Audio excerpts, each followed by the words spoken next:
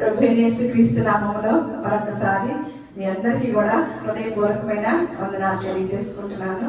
ఇప్పుడే అన్నారు కదా అచ్యుతరావు గారు, దేవుని సన్నిధానానికి వచ్చినప్పుడు మనకున్న సమస్యలు తీర్చుకోవడానికి, అలాగే ఏదో ఒక మేలు చేయాలి అనే ఆలోచనతోనే భూలోకంలో ఉన్న ఏ దేవుణ్ణి సేవించే వారైనా ఎక్కువగా దేవుని సన్నిధికి వెళ్ళేది. ఎందుకంటే ప్రభువా, దేవుడా, మాకు ఈ బ్రతుకునిచ్చావు కాబట్టి నేను అందుకు కృతజ్ఞతాస్తుతులు చెల్లించుతున్నాను అని వెళ్ళేవారు చాలా తక్కువ అండి.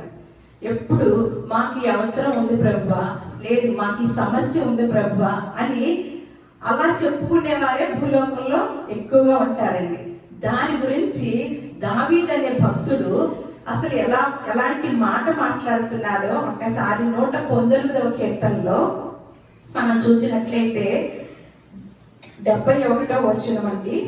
నేను నీ కట్టడలను నేర్చుకున్నట్లు శ్రమలొంది ఉండుట నాకు మేలాయను. మనకు శ్రమ మేలండి? నిజంగా చెప్పండి. ఈ భక్తుడు శ్రమను ఏమంటున్నాడు?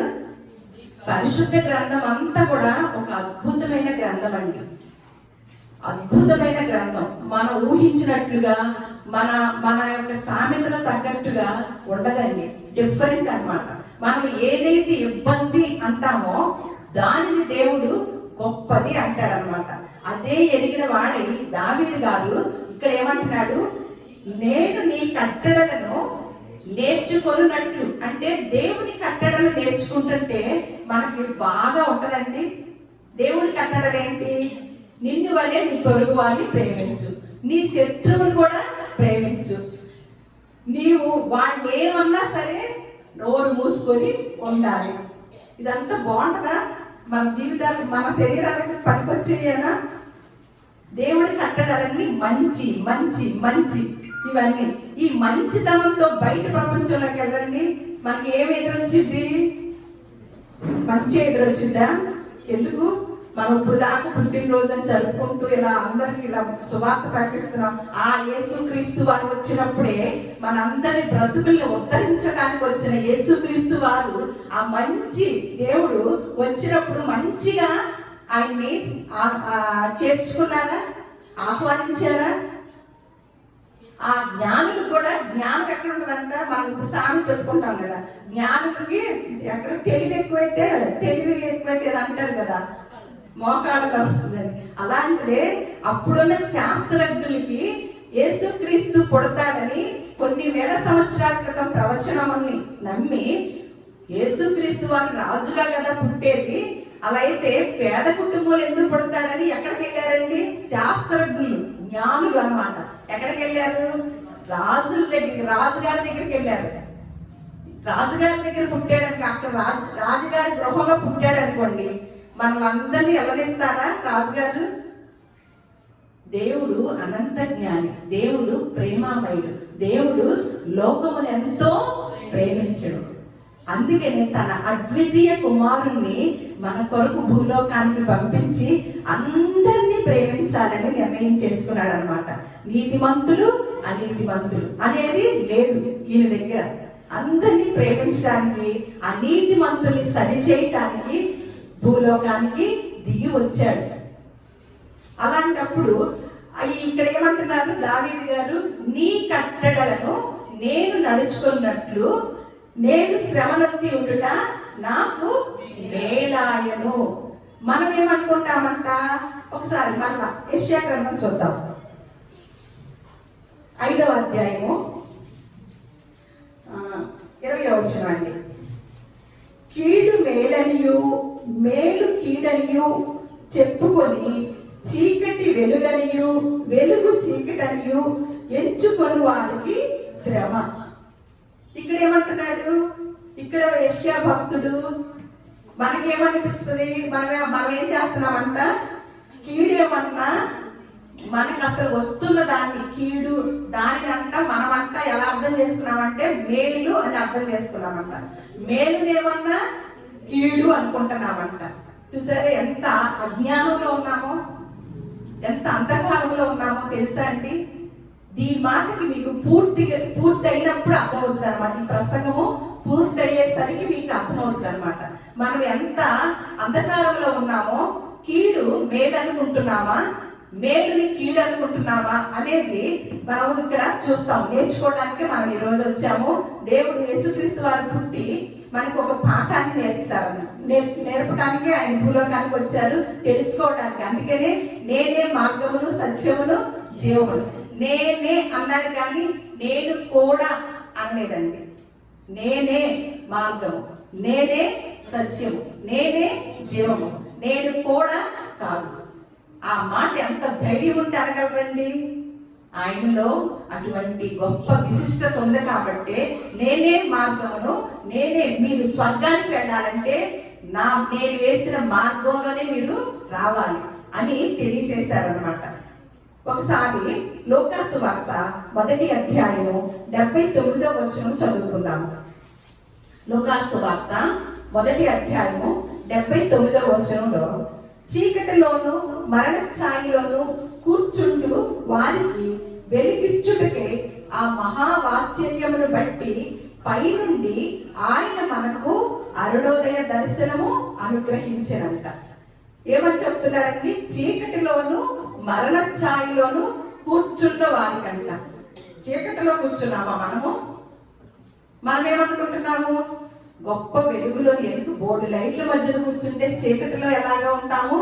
ఇదేంటి, ఈయన చీకటిలోను మరణ ఛాయలోను కూర్చున్న వారికి ఆయన వెలిగించుటకే ఆ మహావాత్సల్యమును బట్టి ఆయన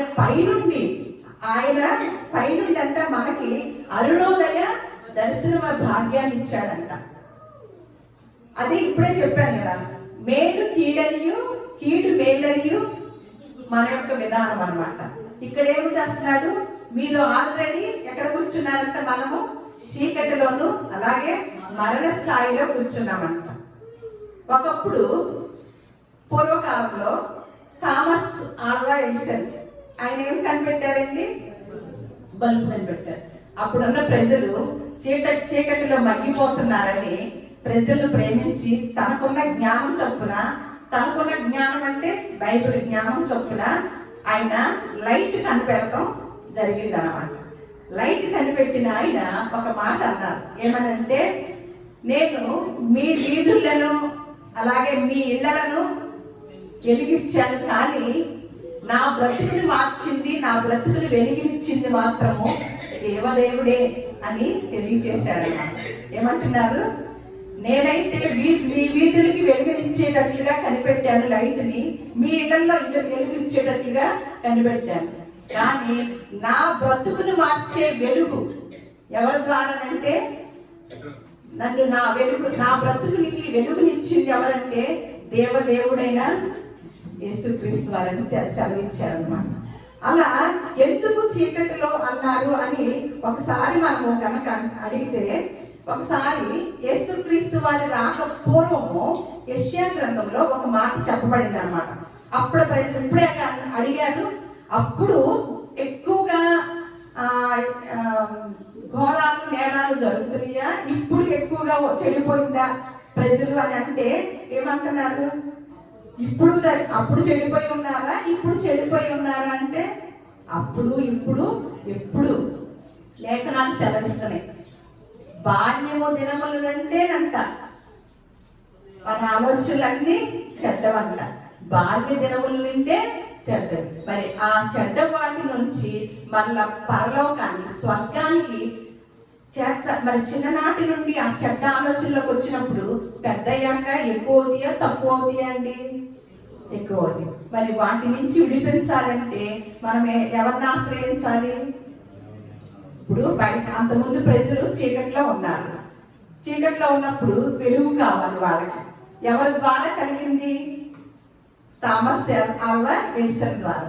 మరి ఇప్పుడు మనము ఆధ్యాత్మికంగా చీకట్లో ఉన్న మన పరిస్థితిని, మన హృదయాల్లో ఉన్న ఆలోచనల్ని మనము దానిలో నుంచి విడుదల పొందుకోవాలంటే, హృదయ ఆలోచనలో ఉన్న చీకటిని మనము వెలుగు చేసుకోవాలంటే మనుషులకి సాధ్యపడిద్దా అండి? సాధ్యపడదు. ఆ రోజుల్లో కూడా దేవుడు అంటే భయం లేదండి. ఇప్పుడు లాగానే భక్తులు చాలా మంది దేవుడి గుడికి ఈ రోజు చాలా మంది చర్చిలన్నీ నిండిపోతాయండి. అసలు ప్రతి ఆదివారం ఏమన్నా కుర్చీలు ఖాళీగా ఉంటాయి. క్రిస్మస్ రోజు ఏమన్నా చాలా చర్చిలు ఏంటి, ఇవాళ క్రిస్మస్ కాబట్టి చెప్తున్నాం. అదే ఒక మహాశివరాత్రి లేదు ఇంకొకటో ఆ పండగలు వచ్చినప్పుడు గుడులు, చర్చిలు, మసీదులు నిండిపోతూ ఉంటాయి. అందుకని మన టీవీ వార్త వాళ్ళు కూడా భక్తులు చాలా మంది వచ్చారని, భక్తులు చాలా మంది జన సమూహంగా వచ్చేసారు, అసలు ఖాళీ లేదు, ఎంతో కిటకిటలాడిపోతున్నారు అని న్యూస్ వాళ్ళు చెప్తూ ఉంటారు కదా. వారందరూ భక్తులేనా అండి? భక్తులంటే ఎవరండి? సంవత్సరానికి ఒకసారి వచ్చి దేవుని సన్నిధానంలో కూర్చునే వాళ్ళ భక్తులు? మరి భక్తులైతే దేవుడంటే భయం ఉండాలి కదా. దేవుడంటే భయం ఉన్నప్పుడు ఎలా జీవించుదామండి?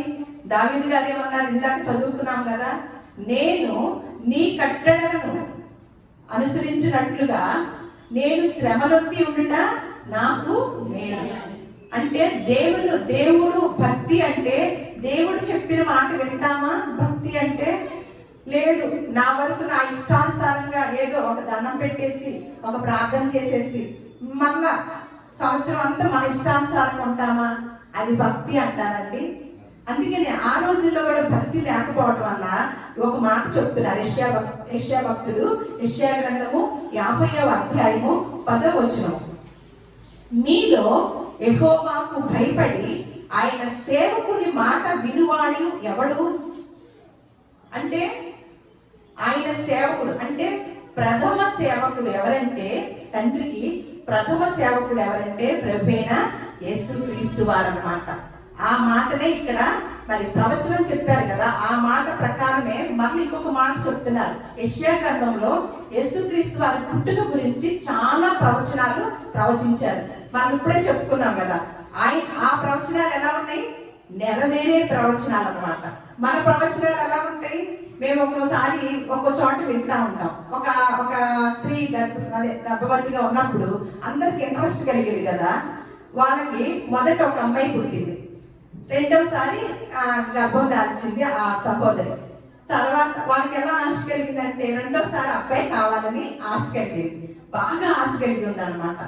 అప్పుడు ఆ ఆశ అవన్నీ తెలిసిన మన విశ్వాసులు ఉంటారు కదా, దేవుని ఎరిగిన వారి, మన విశ్వాసులు ఒక విశ్వాసురాలు ఏం చేశారంటే ప్రవచనం చెప్పింది, నా కుమారుడా నీకు మగబిడ్డనే ఇవ్వబోతున్నాను అని తెలియజేసింది అనమాట. ఇక నా కుమారుడా నీకు మగబిడ్డనే ఇస్తున్నాడు అనేసరికి ఈ భక్తుడు ఏం చేశాడు, ఇక ఫిక్స్ చేసుకున్నాడు అనమాట. అమ్మో దేవుడే చెప్పాడు కాబట్టి నాకు ఖచ్చితంగా అబ్బాయే అనుకున్నాడు అనమాట. అనుకొని ఈ లోపు ఆ ప్రసవ దినాలు వచ్చేసి ఆవిడ హాస్పిటల్లో ఆపరేషన్ థియేటర్లోకి వెళ్ళారనమాట అమ్మాయి. సరే ఈ లోపు డెలివరీ అయింది. ఆ నర్సు నవ్వుకుంటా బయటకు వచ్చింది. ఈ భర్త గారు బయట ఉన్నారు కదా, నవ్వుతూ వచ్చేసరికి నర్సు గారు చాలా సంతోషపడి, ఓ నేను అనుకున్నట్టే బాబు పుట్టాడని మన ఒక 1000 రూపాయలు తీసి నర్సు గారికి ఇచ్చారు అనమాట. లోపలికి వెళ్ళి చూశారు మళ్ళా అమ్మాయి. అంటే మన ప్రవచనాలు ఎలా ఉంటాయండి? ఇదా ప్రవచనాలు? ఇవా? ఎందుకు మనకి ఎవరో ఒకళ్ళు వస్తారు కదా. ఆ కుమార్తెల్ని దేవుడే ఇచ్చాడు, కుమారుల్ని ఆయన ప్రేమించి ఇచ్చే సంతానానికి మనం వ్యత్యాసం చూపిస్తే బాగుంటుందా అండి? కుమారులు యెహోవా అనుగ్రహించు స్వాస్యము, అసలు గర్భఫలమే దేవుడిచ్చు బహుమానం. కుమార్తెల్ని ఎంత గొప్పగా ఎంచుకున్నాడో తెలుసా అండి? నాకు బాగా ఇష్టం అనమాట. ఎందుకంటే నేను ఒక కుమార్తెగా ఒక స్త్రీగా వచ్చిన దాన్ని కాబట్టి కుమార్తెలు, మీ కుమార్తెలు నగరానికి చెక్కబడిన మూల కంపాలు అని చెప్పాడు. అది మరి పురుషుడికి చెప్పారండి. ఈ బిల్డింగ్ నిలబడటానికి ఏమి మెయిన్ కావాలండి? పిల్లర్స్ కావాలి. మెయిన్ పిల్లర్స్ ఏం ఉంటేనే కదా బిల్డింగ్ నిలబడింది. ఎంత కడదామన్నా పిల్లర్స్ లేకుండా టాప్ వేసేవాళ్ళమండి. టాప్ వేస్తాం కుదిరిద్దా? మనకి ఆస్తులు అంతస్తులు ఎన్నే ఉండొచ్చు, ఆస్తులు ఉండొచ్చు, ఎంత డబ్బైనా పిల్లర్స్ లేకుండా నేను ఒక టాప్ వేయాలి అని అనుకుంటాము, కుదిరిద్దా? కంపల్సరీ ఎంత జ్ఞానం ఉన్నా, ఎంత డబ్బు ఉన్నా, ఎంత ధనం ఉన్నా పిల్లర్స్ మాత్రం, స్తంభాలు మాత్రము ముఖ్యం, ప్రాధాన్యత అన్నమాట. దాన్ని గొప్పగా ఎంచారండి పరిశుద్ధ గ్రంథం.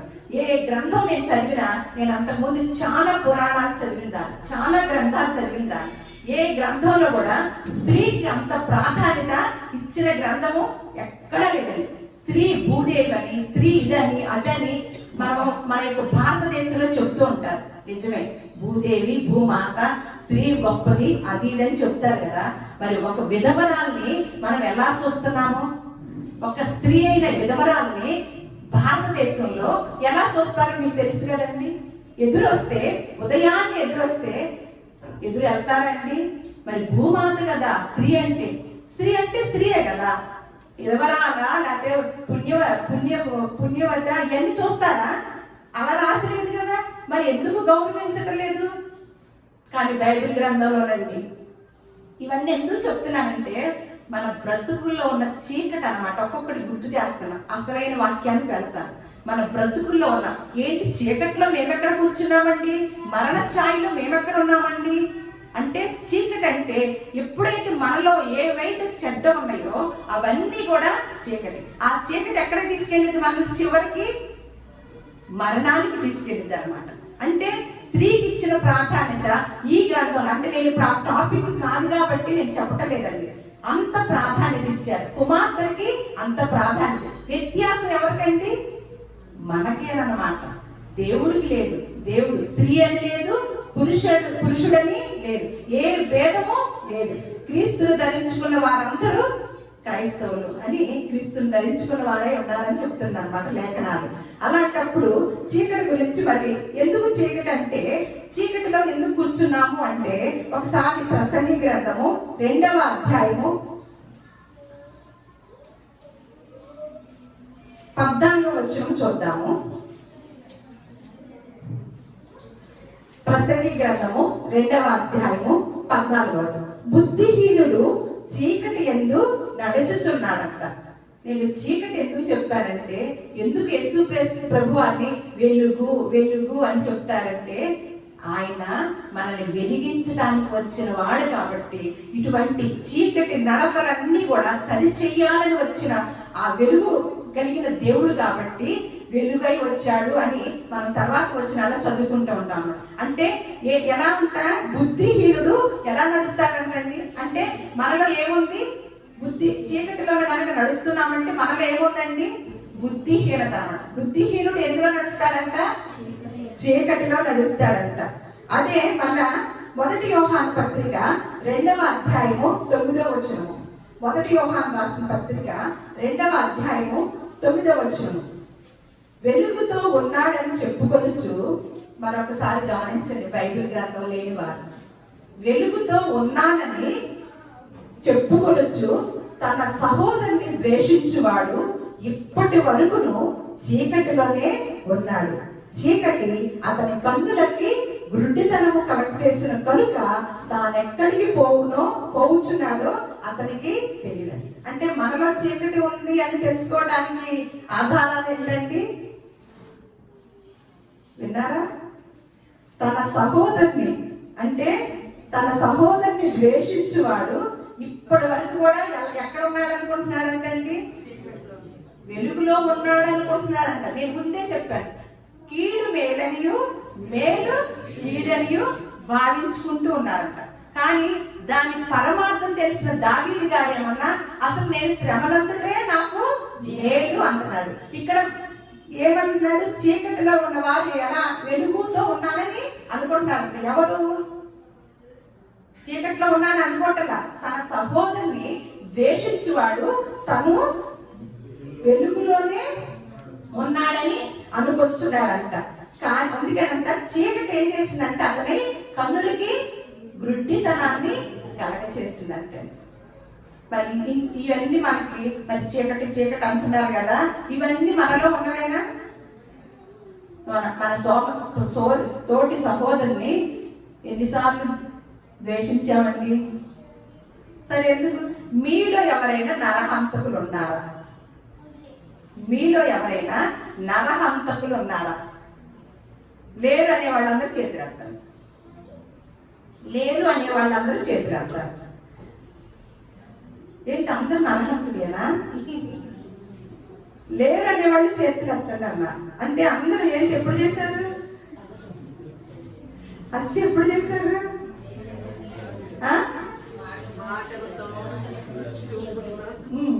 తెలిసిందా? చేయలేదా? బాగా మంచి జ్ఞానం కలిగిన వారు దేవుడు ఇంకా మంచి జ్ఞానాన్ని అనుగ్రహించునుగా. తన సహోదరుని ద్వేషించువాడు నరహంతకుడేనంటాడు. మనకున్న సిద్ధాంతం ఏంటి? ఎవరినన్నా హత్య చేస్తే మన సిద్ధాంతం ఏంటి? హంతకుడు. మన యొక్క రాజ్యాంగం. కానీ క్రీస్తు రాజ్యాంగంలో ఏముందండి? క్రీస్తు రాజ్యాంగంలో ఏముంది? అసలు చంపేదాకా అక్కర్లా. నీ తోటి సహోదరుని ద్వేషించిన ద్రోహి అన్న ఎలాంటి వారు అంటే ఎలాంటి పాపాన్ని పొందుకుంటామో హత్య చేసినంత పాపం అండి. పరిశుద్ధ గ్రంథం యొక్క స్పెషాలిటీ అదేనండి. నేను ఎప్పుడు అనుకుంటాను, ఇలాంటివన్నీ పాఠ్య పుస్తకాల్లో పెడితే నిజంగా చిన్ననాటి నుండే పిల్లలు ఎంత గొప్పగా ఎదుగుతారండి అని అనిపిస్తూ ఉంటుంది అన్నమాట నాకు.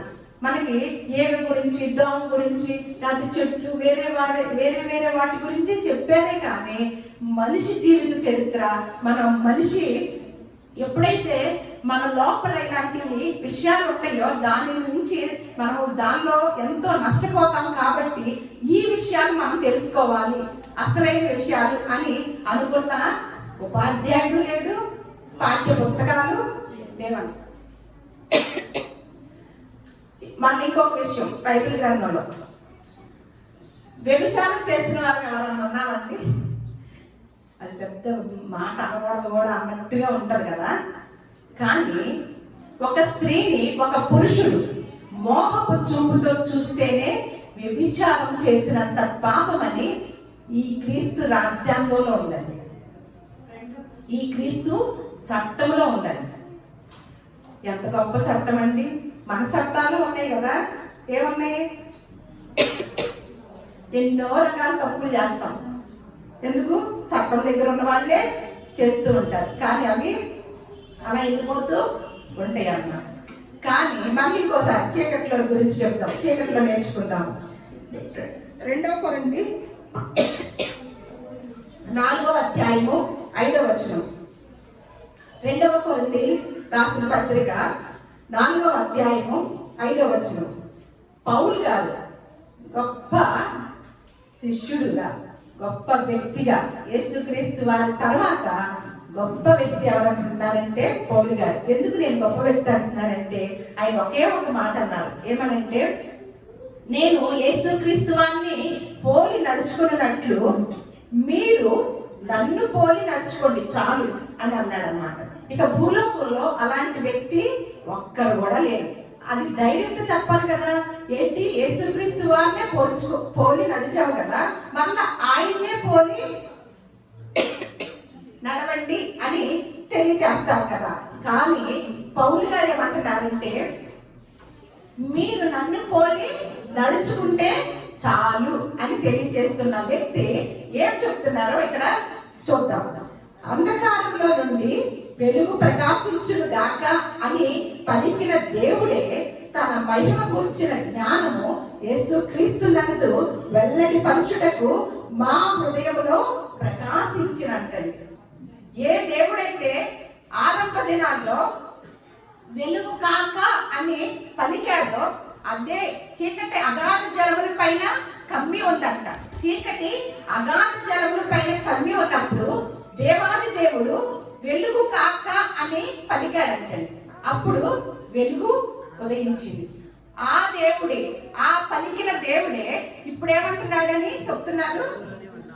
అంధకారంలో నుండి వెలుగు ప్రకాశించును గాక అని పలికిన దేవుడే ఇప్పుడు మన జీవితాలకి, మన బ్రతుకులకి కూడా వెలుగు కలుగును గాక అని తెలియజేస్తున్నాడు అన్నమాట.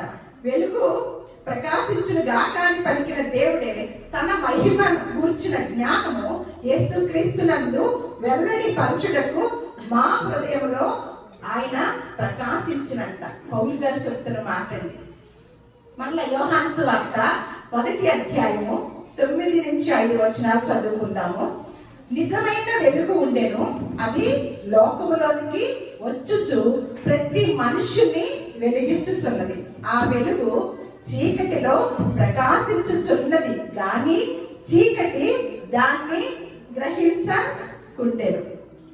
ఏమనంటండి ఇక్కడ చూడండి, నిజమైన వెలుగు ఉందంట, అది లోకంలోనికి వచ్చిందంట.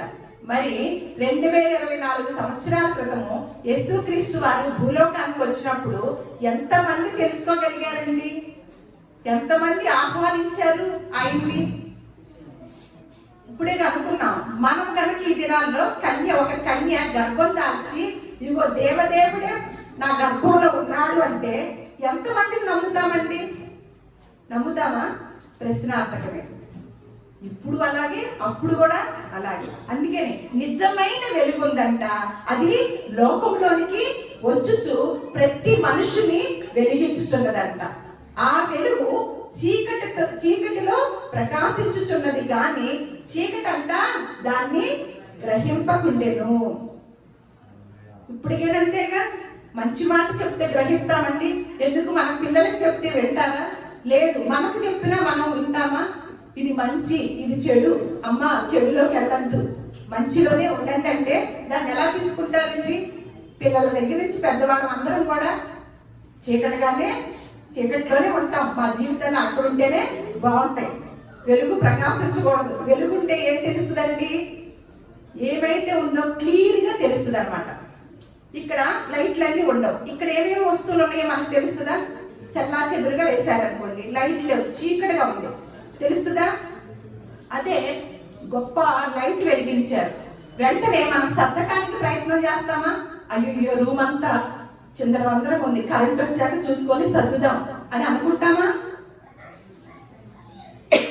అంటే చీకటిగా ఉన్న మన జీవితాలకి వెలుగు లోకానికి వచ్చినప్పటికీ, నిజమైన వెలుగు లోకానికి వచ్చినప్పటికి కూడా ఏం చేస్తున్నామంట? దాన్ని గ్రహించకుండా ఉన్నామంటండి. మళ్ళా యోహాను సువార్త 3వ అధ్యాయము 19వ వచనం, వెలుగు లోకములోనికి వచ్చును గాని వెలుగు లోకాల్లోకి 2024 సంవత్సరాల క్రితం వచ్చింది కానీ తమ క్రియలు చెడ్డమైనందున మనుషులు వెలుగును ప్రేమింపగా చీకటినే ప్రేమిస్తున్నారు. వెలుగు అంటండి 2024 సంవత్సరాల క్రితం వచ్చి గొప్ప సూత్రాన్ని, మీరు తప్పు చేస్తే కాదు, మీ ఆలోచనలోనే పాపం ఉంది కాబట్టి దాన్ని మీరు సరి చేసుకోవాలి. ముందు ఆలోచన నుంచే సరి చేసుకుంటూ, అంటే యేసుక్రీస్తు వారు ఏంటంటే ఒక అర్థమైన మాట చెప్తాను మీకు. చేదు అనే చెట్టుని కొట్టడానికి రాలా, చేదు చెట్టు వేరే లేకుండా చేయటానికి వచ్చారు. దేవునికి మహిమ కలుగును కాక. ఆ వేరే లేకపోతే మళ్ళీ చిన్న మొక్క మరవటానికి వీలుంటుందా అండి? యేసుక్రీస్తు వారు వచ్చిన విధానం అన్నమాట.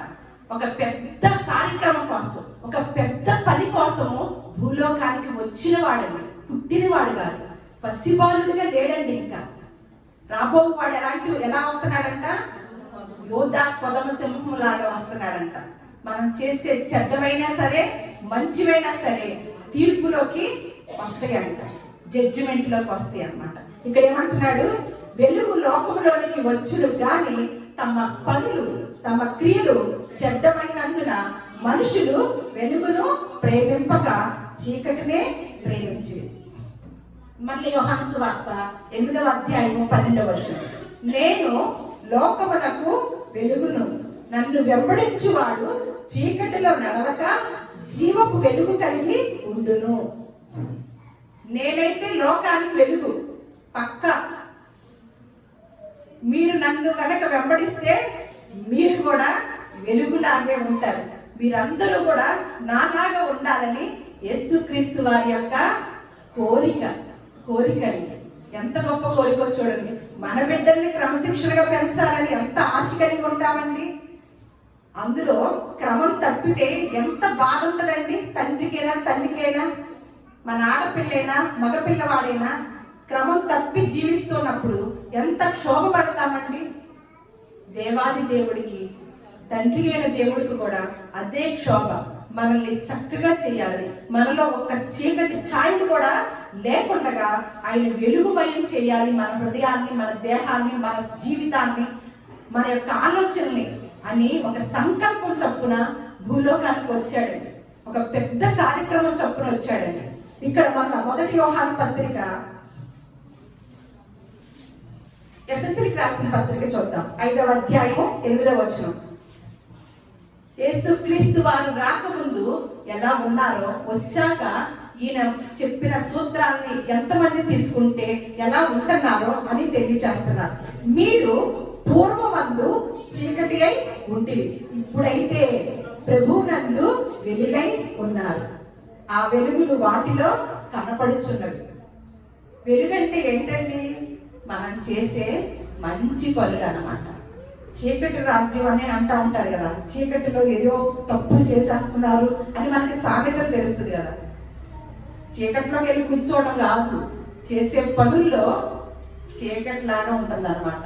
మనకి ఎలాగైతే అంధకారం ఉంటే ఎంత భయం వేస్తుందో, మన పనులు, మన క్రియలు కూడా ఎలా ఉన్నాయంట?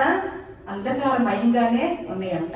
దానికి ఆయన కూడా ఏమంటున్నాడు? మీరు ఒకప్పుడు పూర్వమందు చీకటి అయి ఉన్నారు, ఇప్పుడైతే తెలియకుండా ఏమి లేదుగా, అన్నీ తెలిసే కాలంలోనే ఉన్నామా? ఒకప్పుడు యేసుక్రీస్తు వారి రాకముందు అసలు భక్తి విధానానికి కూడా కొన్నిటికి అర్థం లేదండి, తెలియదు వారికి కొన్ని విషయాల్లో. కానీ ఈయన వచ్చాక చక్కని ఒక చట్టాన్ని మనకి అర్థమయ్యే రీతిలో గొప్ప విషయాన్ని మళ్ళా ఈయన చెప్పి చేయకుండా లేదు.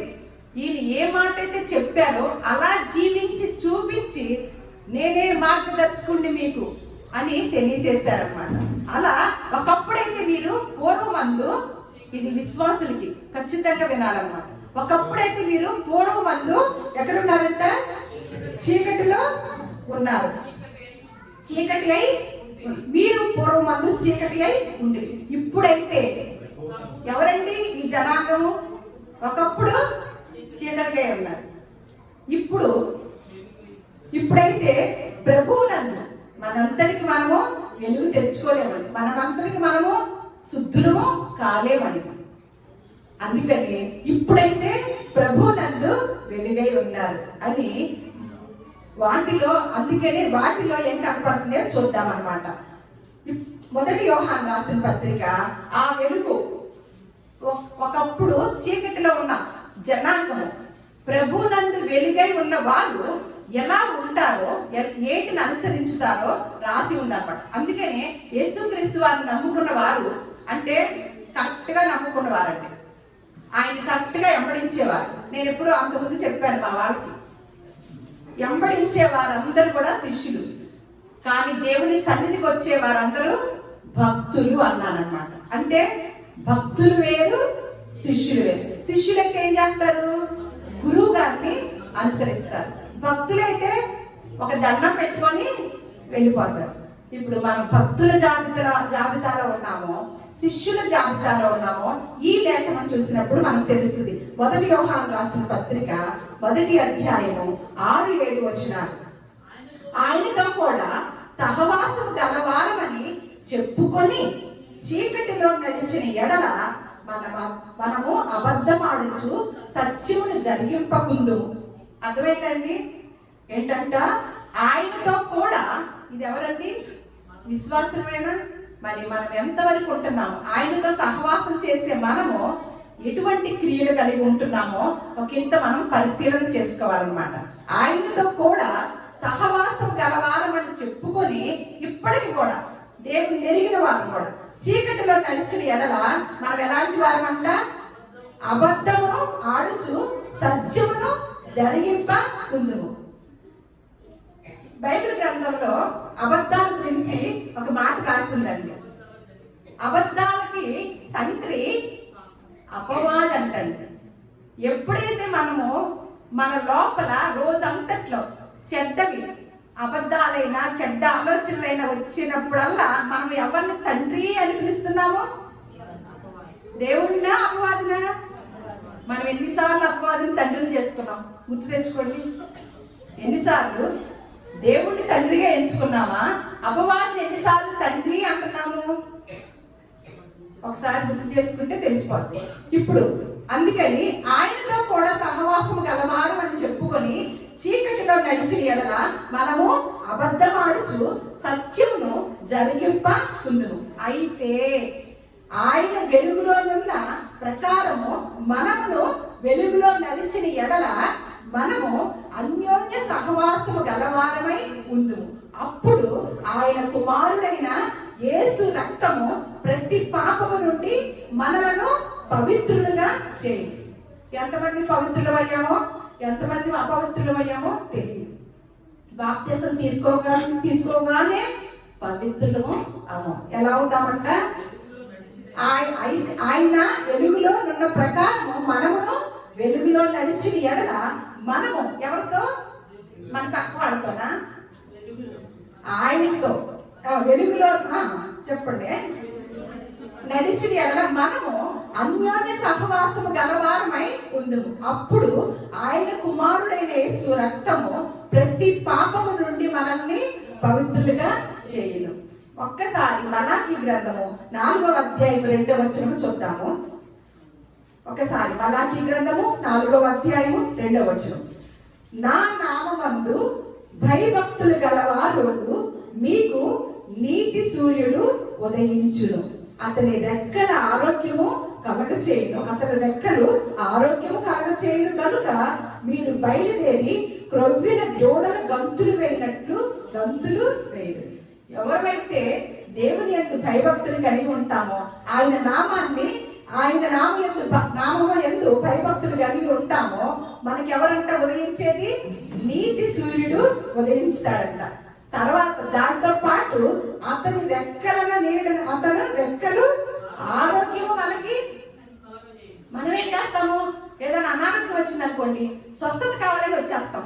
ఎప్పుడు జరిగింది స్వస్థత? ఎట్ట పడితే అట్ట జరిగిద్దా స్వస్థత? ఎలా జరిగిద్ది అంటున్నాడు ఇక్కడ? నా నామమందు భయభక్తులు గలవారు అగు మీకు. ఎలా కావాలి స్వస్థత గలవారు? ఆయన ఆరోగ్యకరమైన రెక్కల నీడలో ఉండాలంటే ఏం చేయాలి? ఆయన నామమందు భయభక్తులు కలిగితే మీకు నీతి సూర్యుడు ఉదయించు. అతని రెక్కలు ఏం కలగజేస్తాయి? అప్పుడు మనం నీతి సూర్యుడి కింద ఉంటాం. ఆయన రెక్కలు మనకేం కలగజేస్తాయి అంట? ఆరోగ్యమును కలగచేయును. కనుక ఎట్లా ఉంటాం అప్పుడు? ముసలోళ్ళు కూడా ఎలా ఉంటారంట? వృద్ధులు కూడా ఎలా ఉంటారంట? క్రొవ్విన గంతులు వేస్తారంట. చివరిగా 2వ పేతురు రాసిన పత్రిక 1వ అధ్యాయము 19వ వచనము. 2వ పేతురు రాసిన పత్రిక 1వ అధ్యాయము 19వ వచనం. ఇంతకంటే స్థిరమైన ప్రవచన వాక్యము మనకున్నది. తెల్లవారి వేకువ చుక్క మీ హృదయములలో ఉదయించు వరకు ఆ వాక్యము చీకటి గల చోటున వెలిగించు దీపమైనట్టు ఉన్నది. దాని యందు మీరు లక్ష్యం ఉంచిన ఎడల మీకు లేదు. మనం దేని మీద లక్ష్యం పెడుతున్నాం? తెల్లారి వేస్తే వేటి మీద పెడుతున్నాం అంటే లక్ష్యం, దృష్టి. కానీ ఆయన మీద లక్ష్యం ఉంచిన ఎడల మనకేం కావాలి? మేలు కావాలి, మేలు కావాలి. దేవుని సన్నిధికి వెళ్ళి ఏమడుగుతాము? మేలు మేలు అడుగుతాం. మేలు కావాలంటే, మేలు మన కుటుంబానికి జరగాలంటే ఎవరి మీద లక్ష్యం ఉంచాలి? మనకున్న పెద్దల మీద, అధికారుల మీద, దేవుడి యందు లక్ష్యం ఉంచాలి. దేవుడి మాటల్ని మన హృదయాల్లో ఫలింపచేయునుగాక. దేవుడు మిమ్మల్ని అందరినీ కూడా దీవించునుగాక. ఎంతో ఓపికగా చక్కగా సహృదయంతో కూర్చొని చక్కగా ఆలకించిన ప్రతి వారిని దేవుడు బహుగా దీవించి మీ యొక్క జీవితాల్లో గొప్ప జ్ఞాన వివేకములు ఇచ్చి గొప్ప వెలుగును అనుగ్రహించి మీ కుటుంబ సభ్యులందరూ కూడా వెలుగుమయముగా ఉంటూ మీ జీవితాన్ని, మీ గృహాల్ని వెలుగుమయం చేసుకునేటట్లుగా దేవుడు మిమ్మల్ని అందరినీ కూడా ఆశీర్వదించునుగాక.